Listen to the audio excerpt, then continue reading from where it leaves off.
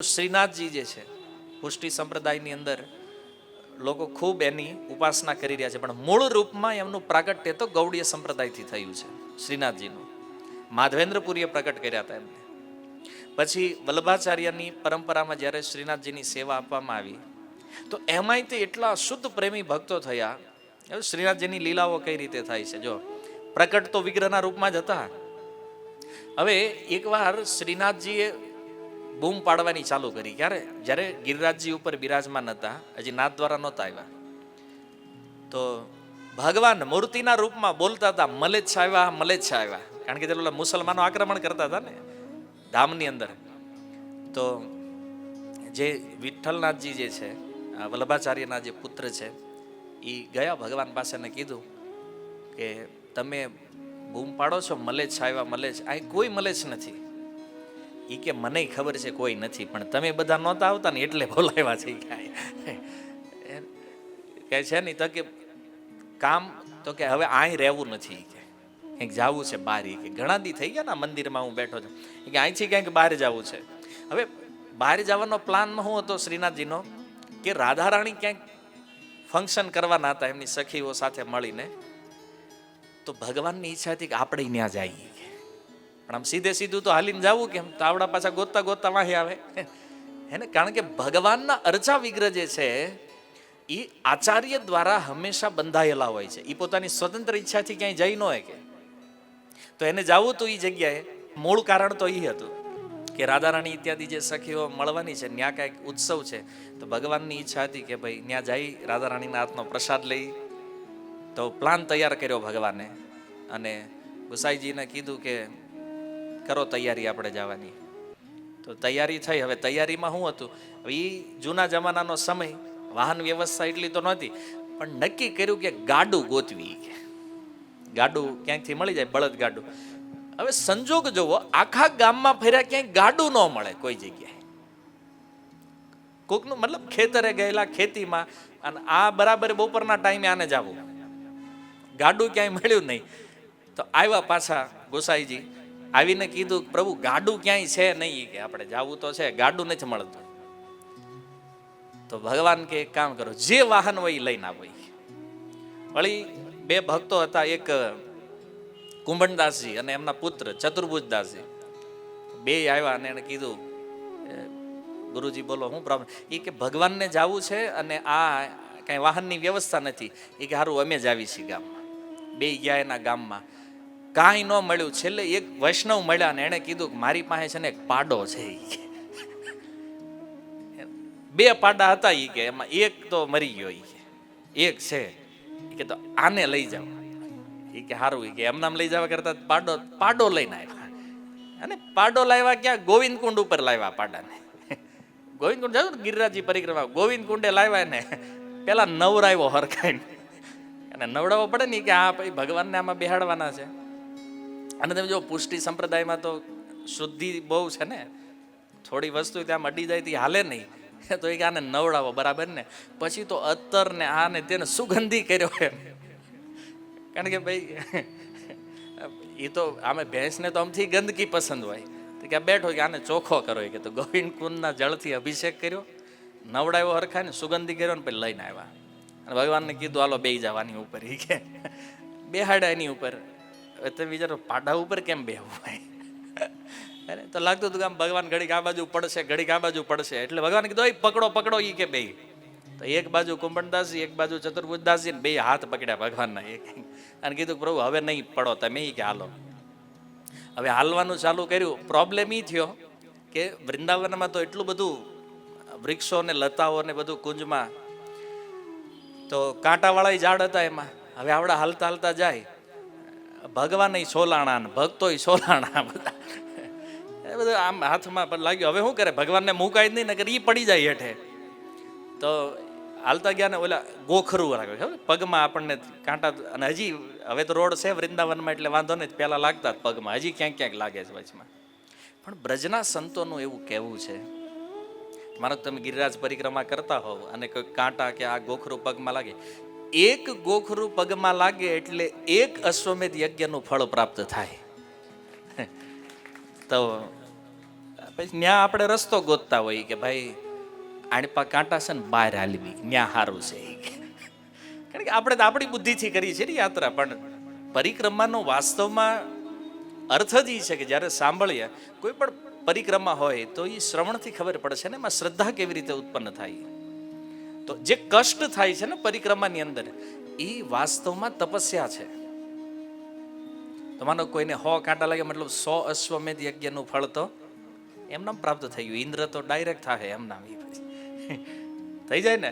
તો આ રીતે પછી હાલતા હાલતા ગયા અને વાસ્તવમાં ભગવાન તો જઈ રહ્યા છે એ સ્થાનમાં તે જે વૈષ્ણવ હતા એની ઉપર કૃપા કરવા માટે હે ને શ્રીનાથજીના રૂપમાં ગયા છે. તો ભગવાનનો ભાવ એ હતો કે ભાઈ કૃપા કરવાની છે. તો આ રીતે ભગવાન સવાર થઈને ત્યાં ગયા. પછી નિત્ય લીલામાં એમણે રાધારાણી સાથે જે લીલાઓ કરી, તો શ્રીનાથજીની આ લીલાઓ પ્રસિદ્ધ છે કે આ રીતે ભગવાન છે મૂર્તિના રૂપમાં, વિગ્રહના રૂપમાં, પણ પોતાના ભક્ત આગળ સાક્ષાત પ્રગટ રહે છે. તો આજે કુંભણદાસજી જે છે એ જે અષ્ટ સખા છે પુષ્ટિ સંપ્રદાયમાં સૌથી પહેલા જે વૈષ્ણવ છે ને એ કુંભણદાસજી છે. અને ભગવાન હારે એટલી બધી નિકટતા છે, ભગવાન પ્રકટ રૂપમાં એક બાળકના રૂપમાં એમની સાથે રહેતા, ડેઈલી એમની પાસે આવતા ભગવાન. હવે એકવાર એ સ્થાનની અંદર એનું ગામ છે, આજે ચંદ્ર સરોવર છે ને એની નિકટ કુંભણદાસજીનું ગામ છે. તો એક ગોપીના મનમાં ઈચ્છા થઈ કે ભાઈ ભગવાન મારા ઘરે આવે અને મારા ઘરે આવી અને માખણની ચોરી કરે. તો એવો ભાવ થયો, હવે ભગવાન તો પોતાના ભક્તની ઈચ્છાને પૂર્ણ કરે છે. તો ભગવાને નક્કી કર્યું કે આ ચોરી કરવા જવું, પણ હારે કોણ લઈ જવા. તો રાતે 12 વાગ્યા હતા. 12 વાગે કુંભણદાસજીને જગાડ્યા. એને કીધું કે કુંભણદાસજી જાગો. કેમ?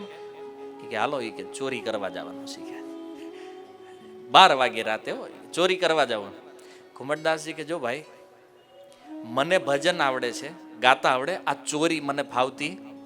અરે ભગવાન કે હું છું ચોરીનો ગુરુ, દ્વાપરમાં એટલી ચોરી કરી છે મેં, એક્સપર્ટ છું, તને શીખવાડી દે ચાલ. ઉપાડ્યા હારે. તો ગયા, જે ગોપીના મનમાં જે ભાવ હતો, અને ઉપરથી અંદર આવવાના હતા, નળિયે છાપરે ચડ્યા બે. પછી નળિયા આઘા કરી ભગવાને કુંભણદાસજીને કીધું પેલા તમે ઉતરો અંદર. કેમ? કારણ કે હાઈટ મોટી ને, ભગવાન તો બાળ રૂપમાં હતા, એક બાળકના રૂપમાં. ભગવાન કે નીચે ઉતરી જાઓ, પછી તમારા ખંભે હું ઉતરું છું. તે એ ઉતર્યા નીચે નળિયામાંથી, પછી ભગવાન ઉતર્યા એ ખંભા ઉપર કુંભણદાસજી. અને પછી બે મંડ્યા ગોતવા કે માખણ ક્યાં છે. મટકી મળી, ભગવાન કીધું બસ એ ક્યાંય ઉભા રહ્યો. ઓલા તો હેઠે એને દેખાય નહીં, ભગવાન જેમ કે એને હાલવાનું. પછી મટકી જોઈ અને કીધું કાંઈ ઉભા રહ્યો. અને ભગવાને એમાંથી માખણ લીધું, પોતે ખાધું, અને એ જ હાથથી ભગવાન એ કુંભણદાસજીને માખણ ખવડાવી રહ્યા છે.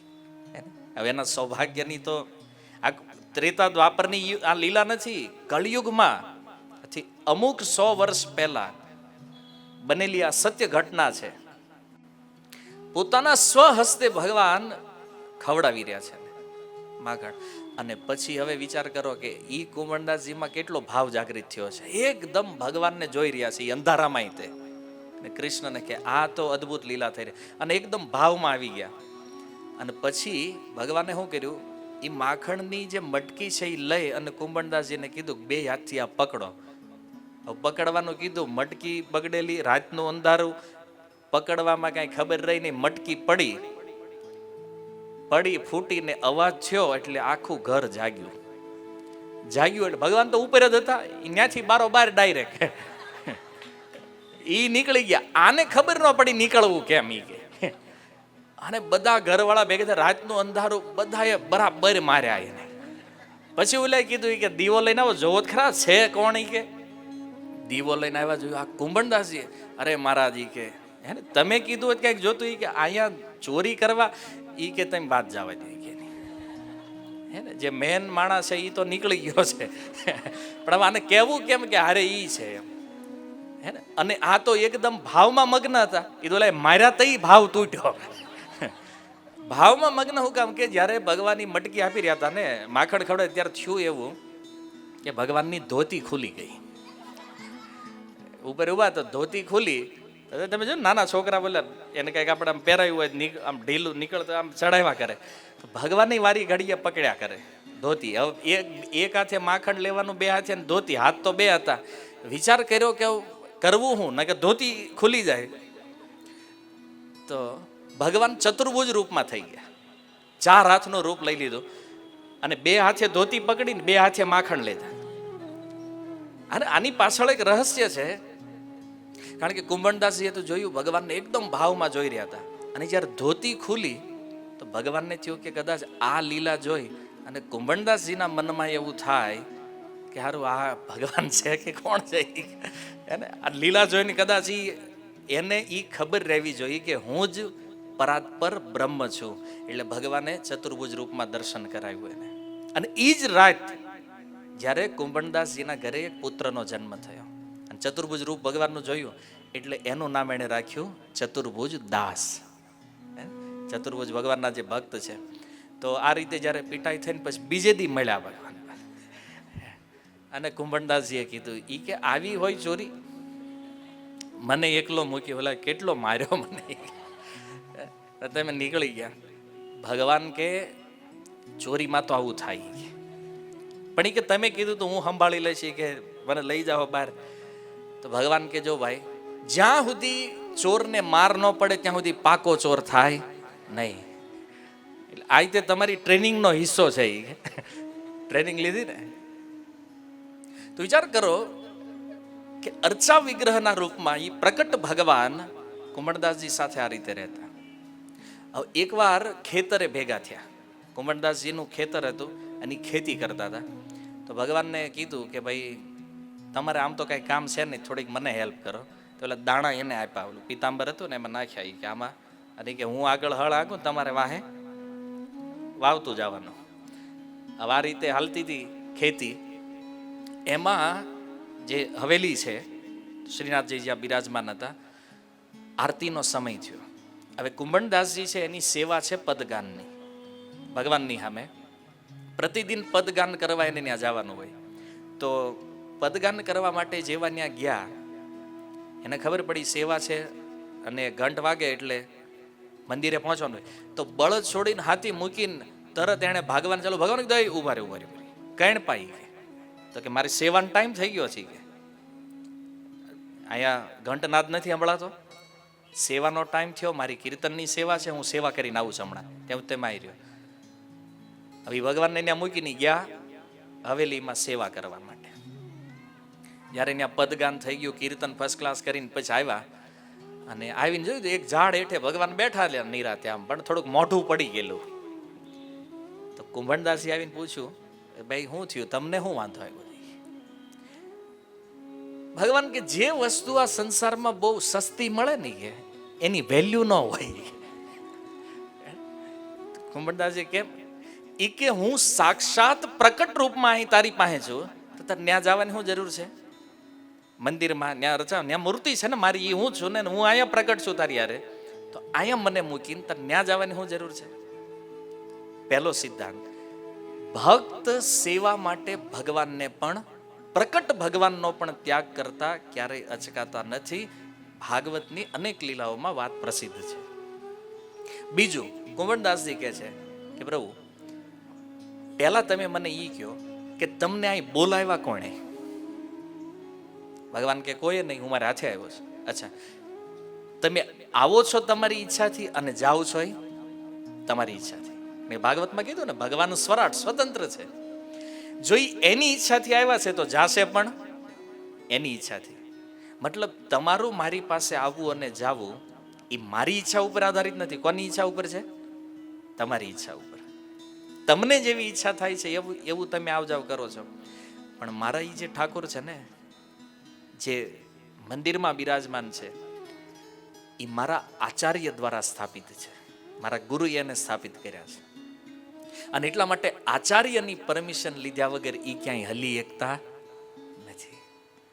એને અને એટલા સરળ છે કે મારે જ્યારે એની પાસે જવું હોય ત્યારે જવાય, મારે એને જે આપવું હોય એ અપાય. જેમ હું સેવા કરું તમારી જેટલા નાટક એના નથી. હે? તમે અહીંયા હારે રહીને કેટલી કેટલી ડિમાન્ડ કરાવો છો ને હું નથી કરાવતા. આટલી ડિમાન્ડ એ અર્ચા અવતારમાં છે નહીં. એટલે પ્રકટ ઈશ્વર કરતા પણ મારી શ્રદ્ધા ઈ શ્રીનાથજીના જે શ્રી વિગ્રહ છે ને એમાં વધારે છે. શું કામ? કારણ કે મારા આચાર્ય દ્વારા સ્થાપિત છે, મારા ગુરુએ સ્થાપિત કર્યા છે ને.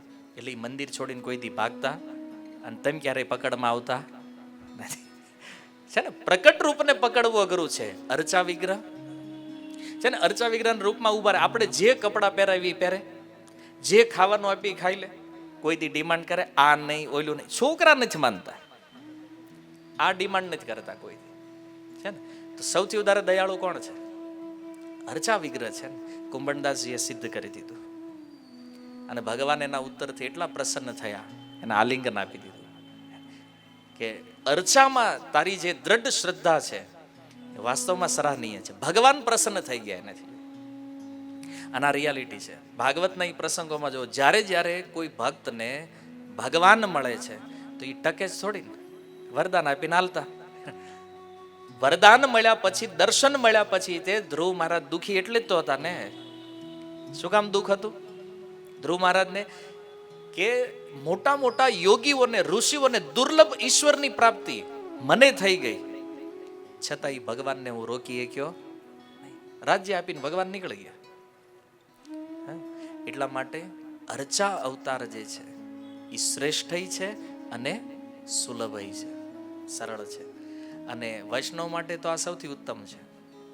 આ બધી લીલાઓ એટલા માટે આપણે સાંભળી, આ કોઈ અન્ય યુગોની કથાઓ નથી.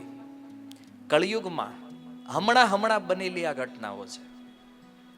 અને ચૈતન્ય મહાપ્રભુ એટલે જ કીધું જે 5 મહાસાધન ભક્તિના છે એમાં એક શ્રી વિગ્રહ સેવા પણ છે. શ્રી વિગ્રહનું સેવન. એટલા માટે જે લોકો પોતાને ભક્ત માને છે કે વૈષ્ણવ સમજે છે, સ્વીકાર કરે છે, એ પ્રત્યેક વ્યક્તિઓના ઘરમાં અર્ચા વિગ્રહ હોવા જોઈએ. આ સાક્ષાત ઈશ્વર છે. કોણ એવા ભક્તો છે જે ભગવાનને પોતાના ઘરે લાવવા નથી માંગતા? કારણ કે અર્ચા વિગ્રહને સ્થાપિત કોણ કરે છે? આચાર્ય. જો એક ઈ છે ને, ગુરુ આજ્ઞાથી આવે છે ભગવાન, આચાર્યની કૃપાથી આવે છે ભગવાન. અને ગુરુ આજ્ઞા અને આચાર્યની કૃપાથી જ્યારે ભગવાન આવે છે ને, ત્યારે એ આચાર્યની રજા સિવાય ક્યાંય જાતા પણ નથી. એટલે એ સિદ્ધાંત છે. ઘણીવાર લોકો એવું વિચારતા હોય આપણે હાલો ને હાથે માર્કેટમાંથી ખરીદી લે, વિગ્રહ મૂકી દેવું ઘરે, ચાલુ કરી દે ઓમ જય જગદીશ હરે, શું વાંધો છે? નહીં, સિદ્ધાંત શું છે શ્રી વિગ્રહમાં? જો ભગવાન ત્યારે વિગ્રહના રૂપમાં આપણે ત્યાં પ્રકટ થાય જ્યારે ગુરુ અથવા આચાર્ય એને પ્રકટ કરતા હોય છે. આ પરંપરાનો સિદ્ધ. અને એટલા માટે તે આપણે જ્યારે પણ શ્રી વિગ્રહને લાવીએ છીએ ત્યારે ગુરુ આજ્ઞાથી લાવીએ છીએ, આપણા મન ઈચ્છા અનુસાર નહીં. અને એ પ્રમાણે યદી આવી ગયા માનો આપણા મન ઈચ્છા અનુસાર, તો એ ઈશ્વર છે નહીં. એ તો એક રમકડું તમે પૂજા કરશો એવું થઈ જાય. એને સિદ્ધાંત છે. કુંભણદાસજી આ પ્રકટ કર્યો, ગૌડીય સિદ્ધાંત તો છે જ.